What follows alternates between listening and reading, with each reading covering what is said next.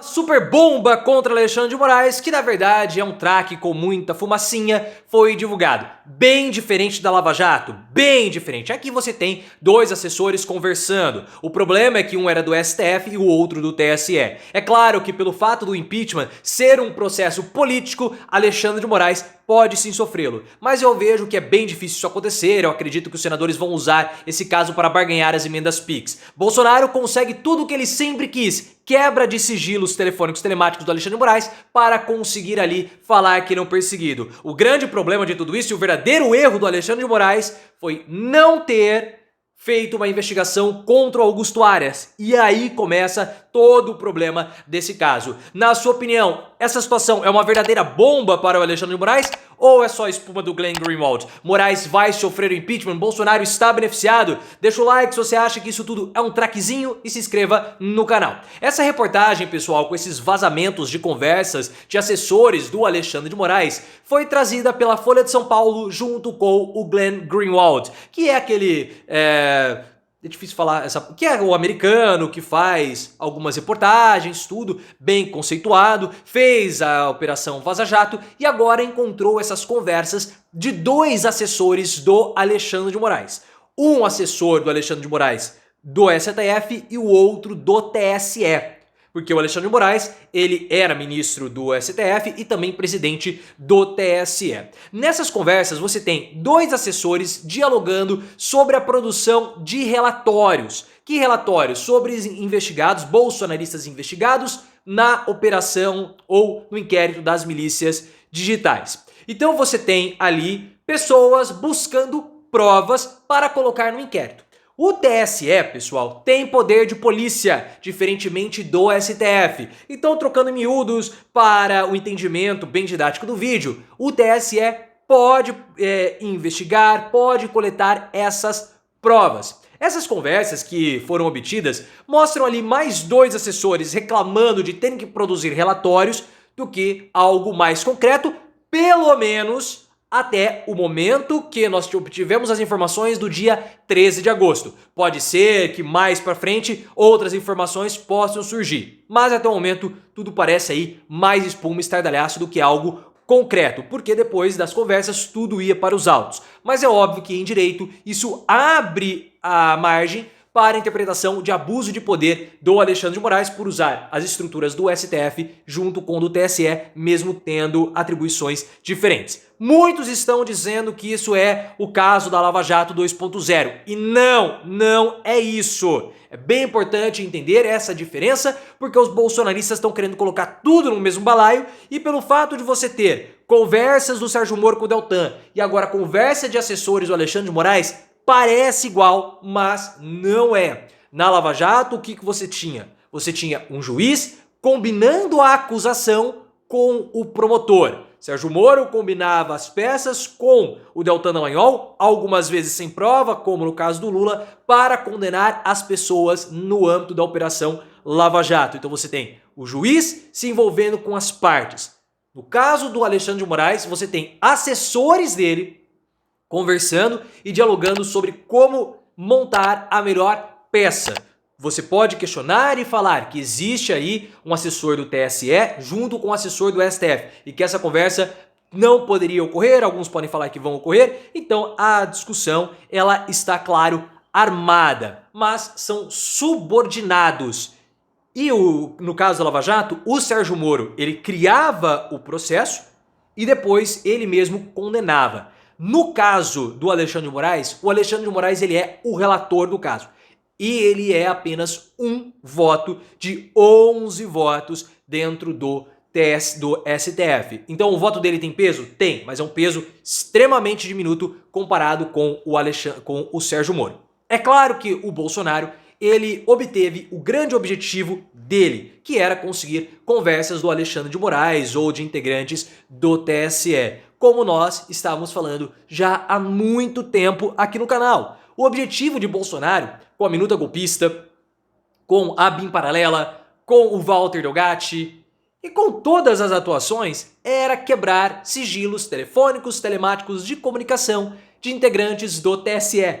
Por quê? Porque ele queria encontrar ali elementos para falar que houve uma atuação do tribunal para prejudicá-lo, para que ele pudesse, assim, falar que ele é um perseguido da justiça e por isso a justiça queria prendê-lo.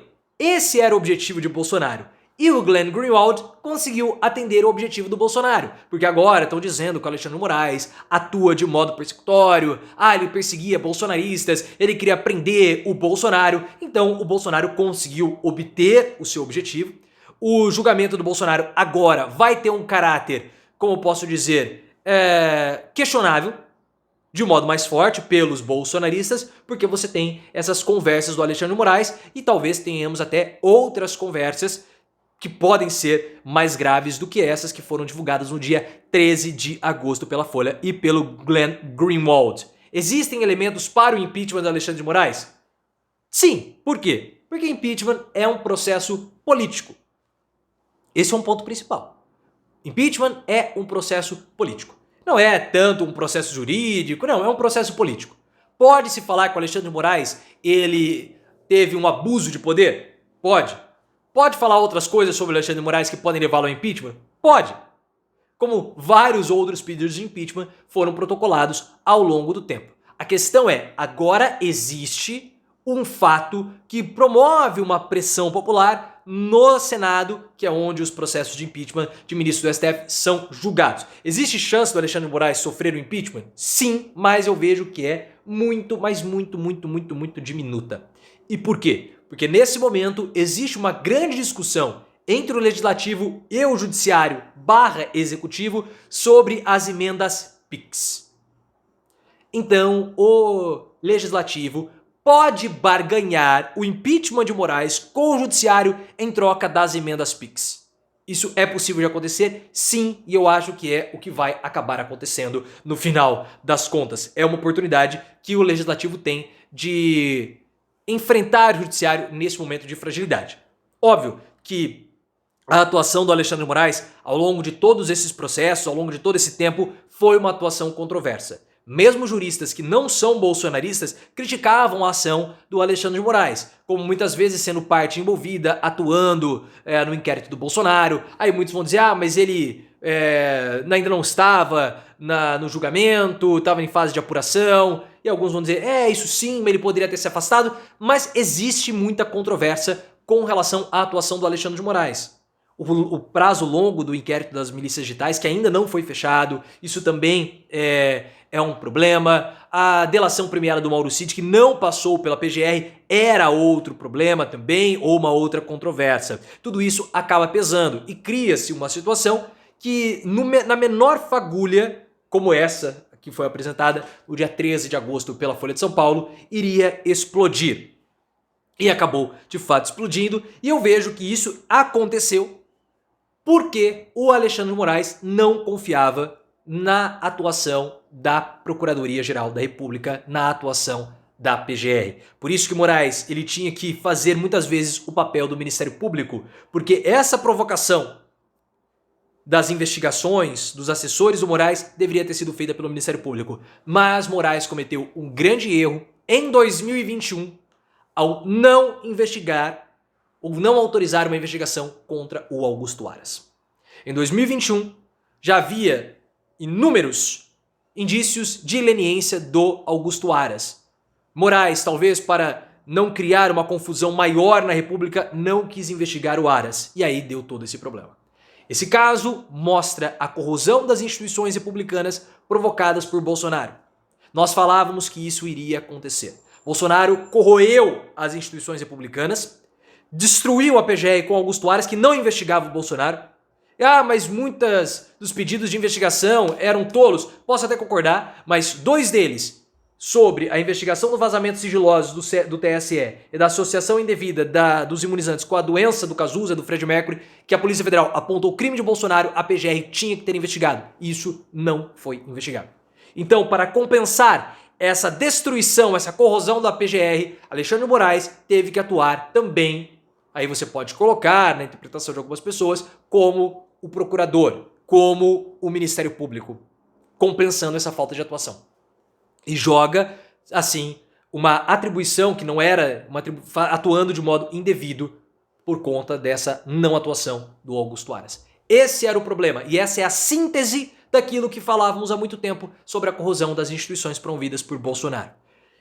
E mais uma vez eu reitero a minha posição sobre a investigação contra Aras e Lindor Araújo na PGR.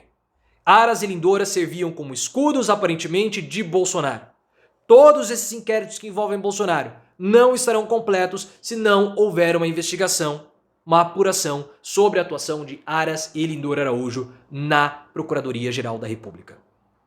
Nós vimos as consequências agora da não atuação do Augusto Aras. Mas também pode ser só uma suposição e talvez se nós tivéssemos outro Procurador-Geral da República, Alexandre Moraes poderia agir da mesma forma. Nós não sabemos. A única coisa que eu sei é Moraes errou ao não investigar o Aras.